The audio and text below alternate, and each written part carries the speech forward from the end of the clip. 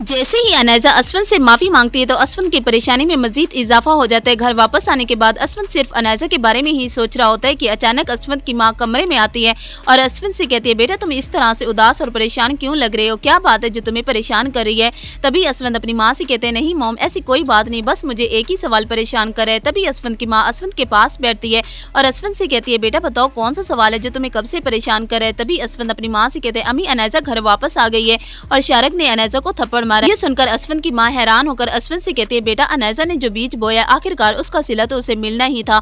अनायजा ने शारक से शादी करके खुद ही अपने पाँव पे कुल्हाड़ी मारी है। तुम परेशान ना हो, अब तो तुम्हारे लिए ये और ज्यादा तकलीफ दा बन गया है।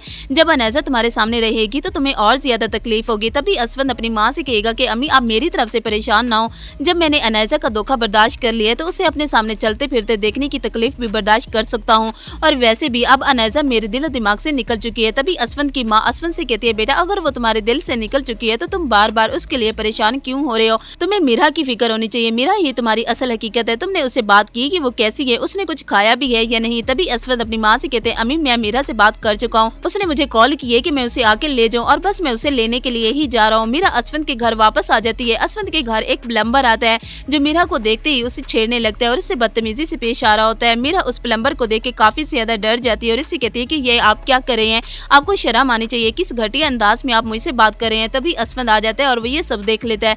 वो उस प्लम्बर को गिरबान से पकड़कर अपनी तरफ खींचता है और जोरदार पंजा उसके गाल पर रसीद करता है और उससे कहता है कि तुम्हारी हिम्मत कैसी हुई मेरी बीवी से इस तरीके से बात करने की।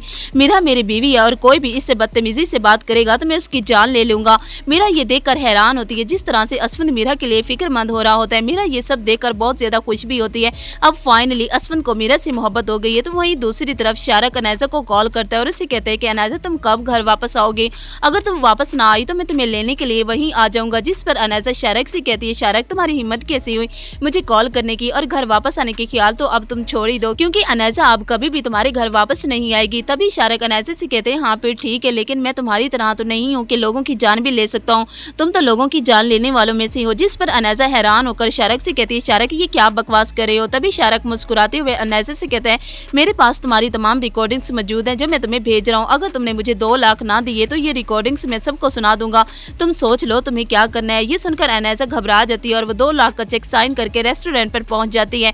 तभी वो चेक शारक के मुंह पर मारती है और शारक से कहती है कि दोबारा मुझसे पैसे मांगने या मुझसे राब्ता रखने की कोशिश न करना, अगर तुमने ऐसा किया तो मुझसे बुरा कोई नहीं होगा, तुमने मुझे चीट किया। अरे मैंने तुम्हारे लिए क्या कुछ नहीं किया, सब कुछ छोड़ दिया सिर्फ तुम्हारी खातिर, लेकिन तुमने मेरी मोहब्बत का मजाक उड़ाया। तो व्यूअर्स अब अनायजा शारक से धोखा खाने के बाद दोबारा असफन की जिंदगी में दाखिल हो जाएगी, और क्या असफन अभी भी अनायजा से मोहब्बत करता है, आपका क्या ख्याल है इस बारे में हमें कमेंट्स में जरूर बताइएगा। वीडियो को लाइक करके चैनल को जरूर सब्सक्राइब कीजिएगा।